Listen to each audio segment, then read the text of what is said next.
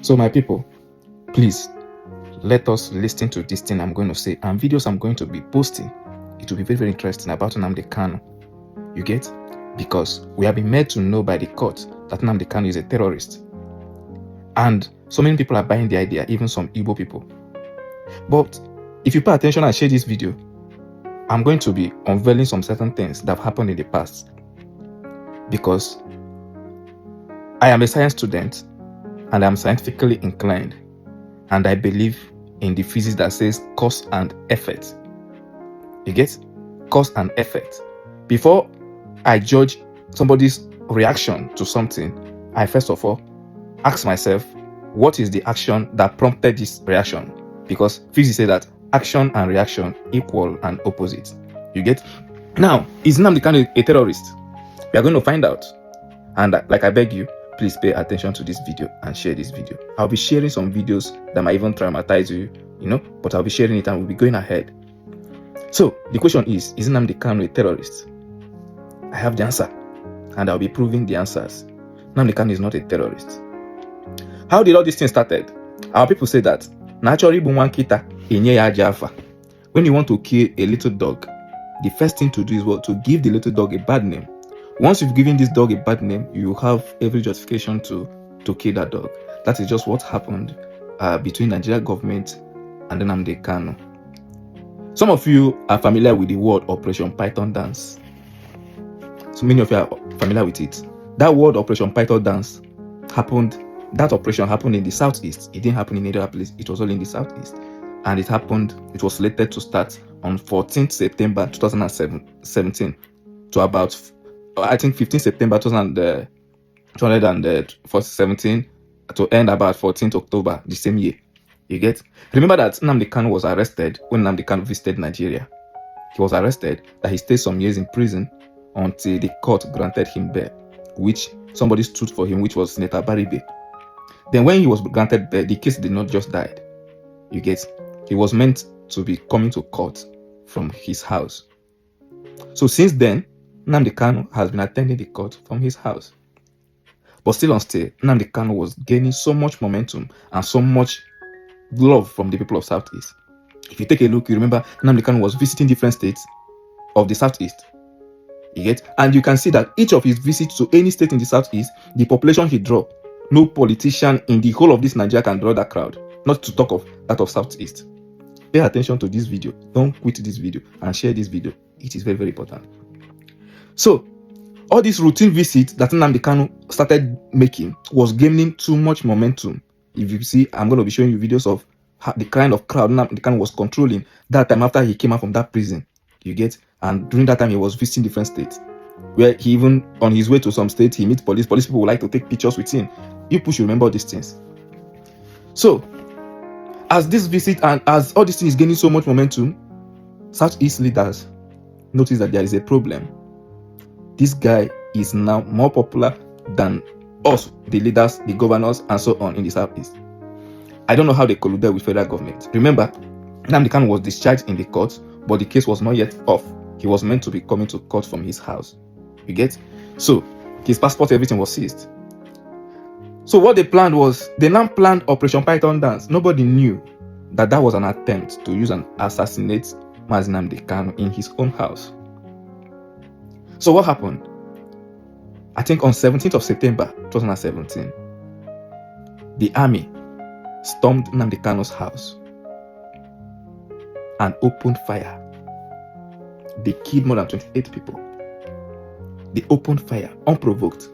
Now, before we go forward, before I forget, why Nnamdi Kanu is not a terrorist, and why I said actions and reaction equal and opposite, is that, and if I'm wrong in this, I'm going to say I need evidence, then I'll delete this video.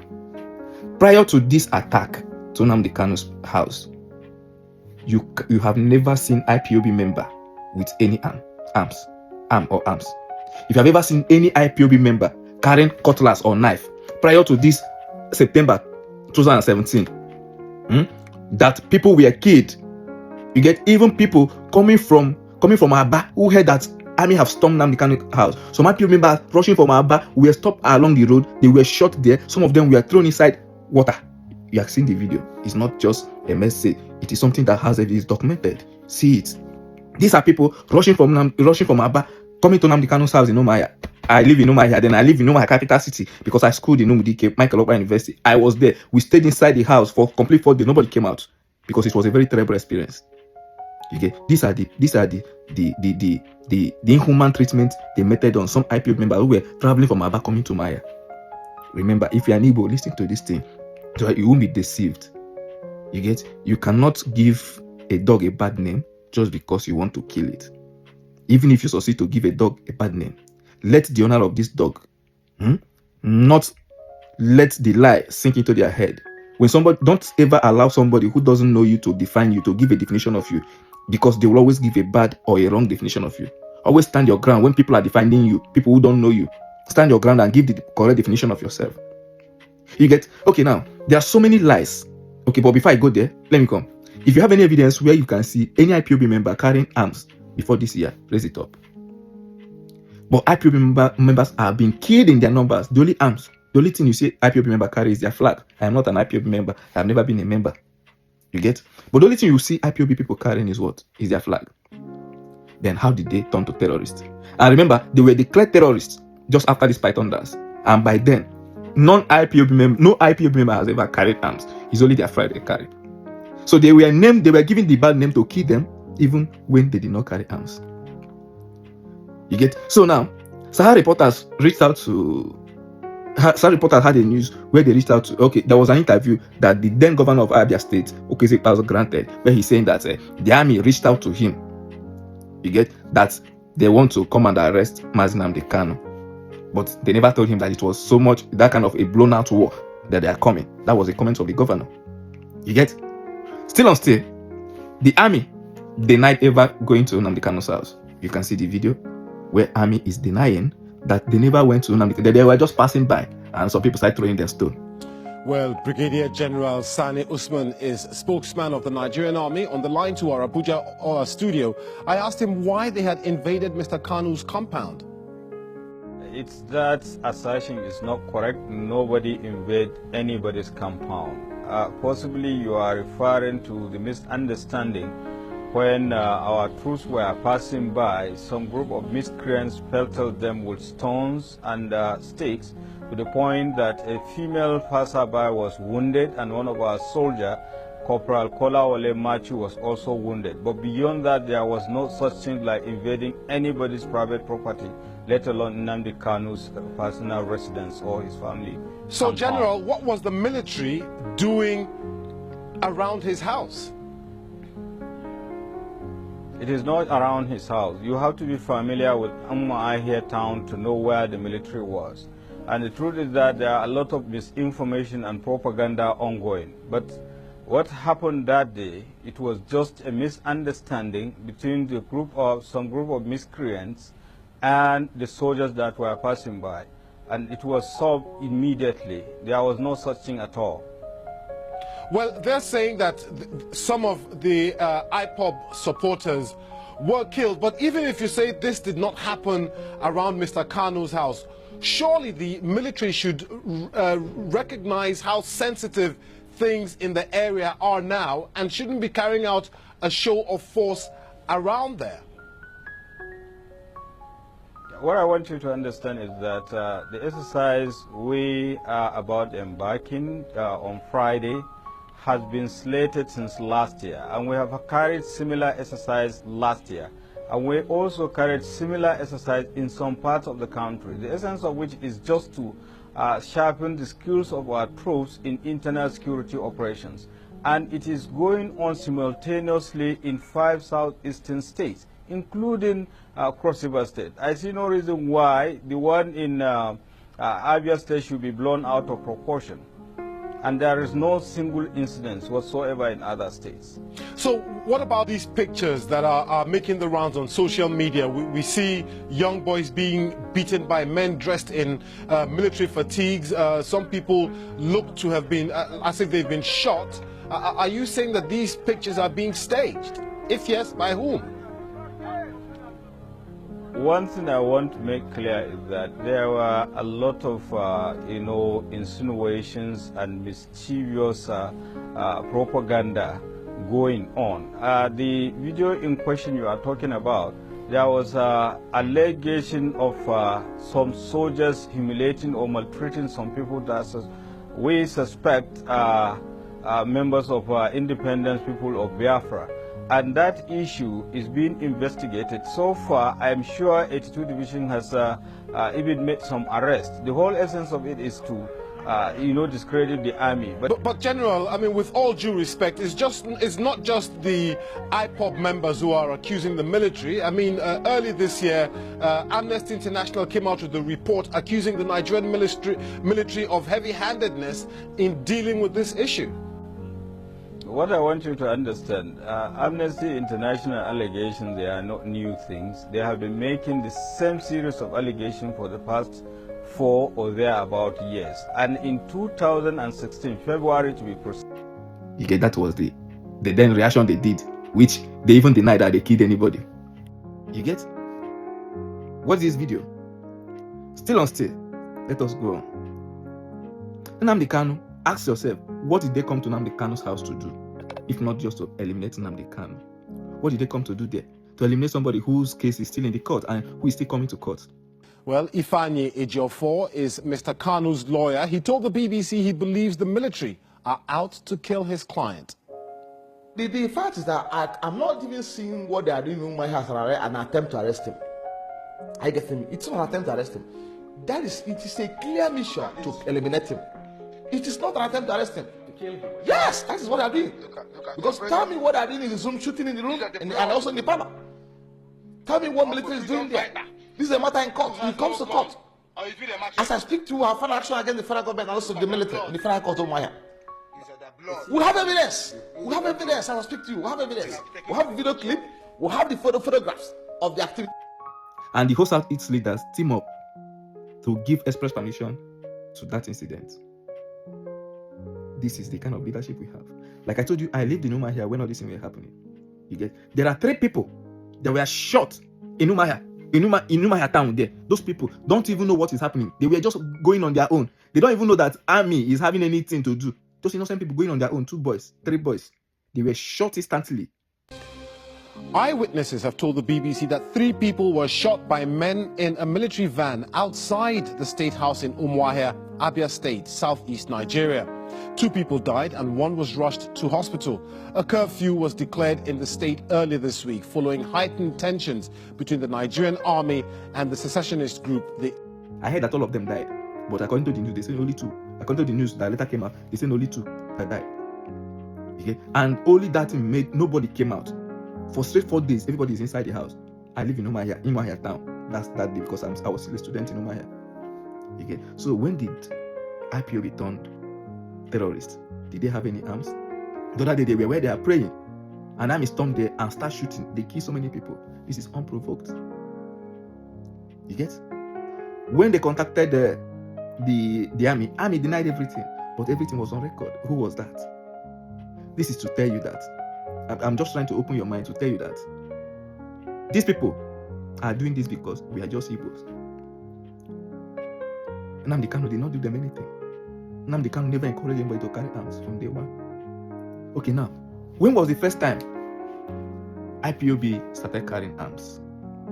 It was when the Fulani herdsmen started dealing with people. They started killing people. They started butchering people. That led Omoteku, that led Yorubas to introduce their Yoruba outfit, security outfit, which is Omoteku, something like that. So the killing became so much that Nnamdi Kanu had to make a broadcast. Pleading, he didn't even shout like the normal voice. You know, Nnamdi Kanu has a very high voice and he's always shouting, but he was even very calm, begging Southeast leader, say, please, enough of all this killing of our mothers in the farm. Please, you people should borrow leave from Yoruba counterparts. Do what Yoruba people are doing. Go and form a security outfit that will protect our people. That these people are coming. These people are already in our bush. You see how they are killing our people. Do this. They don't agree. He come again and tell them, say, if you people did not introduce this Southeast security outfit, I will be forced to introduce it myself. So after everything, some months, even up to today, we are talking now, after many years now, Southeast leaders never introduced any security outfit to protect our people. Then Nnamdi Kanu flaunted ESN. Nnamdi Kanu flaunted ESN, and that was the first time IPOB had any arm wings, like any wing that carries ammunition. This was the first time. And why did they carry it? They carry it because they need protection. They've been killed a lot. Their people have been killed a lot, and they want to protect themselves. So I understand very well that some people have every reason to be angry with Mazi Nnamdi Kanu. Some Igbo people, especially those Igbo people who have lost their loved ones in this battle. I cannot tell you not to be angry with Nnamdi Kanu. I cannot say, why should you be this? Because I understand you lost somebody who is very, very important to you. But still, this story will still help you. You get? So now Nnamdi Kanu flaunted the security outfit. The question to ask yourself is, did Nnamdi Kanu flaunt the security outfit with a bad intention? The answer is no. This guy thought that this is the best thing I can do for my people, to protect my people. My people is dying. I need to protect my people. And he did it. From his own heart, he felt that this is the best he can do. You get? One thing, like I always say, is that human being is the most difficult animal to control. Even when you have good intention doing something, this intention can be defeated along the way. When many unforeseen circumstances can come and defeat your good intentions. So in Anambra State, Governor Soludo brought out Udogachi security outfit. There have been a lot of reports that Udogachi outfit is molesting, like is terrorizing people. There's a lot of reports out there. You get? Now the question is, should Soludo be declared terrorist because of the activities of Udogachi? What Udogachi people are doing, is that the intention of Soludo to bring out those outfits or to combat kidnapping? I'm using Soludo here for you to know that you can have a good intention, but people who are executing it or other forces beyond your control can come and spoil things. Then that your good intention will be defeated. So, have you seen why Nnamdi Kanu had to introduce ESN? Even though that after Nnamdi Kanu was arrested, some other infiltration came into the security outfit, and some of them started causing mayhem. Some of them deviated from the main aim of being created and causing problem. But what we need to ask, because now we are focusing on Nnamdi Kanu, was that the intention of Nnamdi Kanu to form those outfits? The answer is no. Nnamdi Kanu has a good intention. Just name one demand of Nnamdi Kanu that is not a demand of all Igbos. Mention one thing that Nnamdi Kanu is demanding that is not Igbo demand. That is not a demand that all Igbos are demanding. Just mention one. There is none. So whatever Nnamdi Kanu is facing today is just because he is Igbo. The sit at home that started spoiling things in Southeast, was it Nnamdi Kanu that declared it? No. Nnamdi Kanu, the sit at home came up because Nnamdi Kanu was arrested the second time. And it was something they felt that they would use and pressure government in order to release Nnamdi Kanu. The only sit at home Nnamdi Kanu has been declaring was most of the times when they are doing Igbo Heroes Day, remembering people who fought for Biafra War, all those kinds of things. That is the only sit at home Nnamdi Kanu was declaring. So this one that started, they would declare for 1 week, they would declare for 3 days, they would declare for all the Mondays. It's not Nnamdi Kanu that declared them. Nnamdi Kanu was already arrested, and it was aimed at pressuring the government to release Nnamdi Kanu. You get? So even in the detention, Nnamdi Kanu has been speaking that whoever that is responsible for this sit at home should stop subjecting our people to hardship. That this is not the main motive of this agitation. Even when people started dying, Nnamdi Kanu was in the prison releasing statement that please, nobody should kill our people. If truly that you are fighting for Biafra, you know that we are fighting for the freedom and protection of our people and not to kill them. The videos are out there showing that this man has sympathy. Yeah, you will show me some videos where he's calling on violence. All those things they are part of the struggle. You get? But because nobody can point you gun and you start speaking peace. You get? It's part of what they are doing. So how is Nnamdi Kanu a terrorist? I want to know who first terrorized who. Whose action necessitated the reaction of Nnamdi Kanu? Because if you are to be sincere to yourself, you cannot judge a reaction without judging the action itself. What prompted the whole killings that happened in Umuahia, that happened in Nnamdi Kanu's house? Who was the target? Why?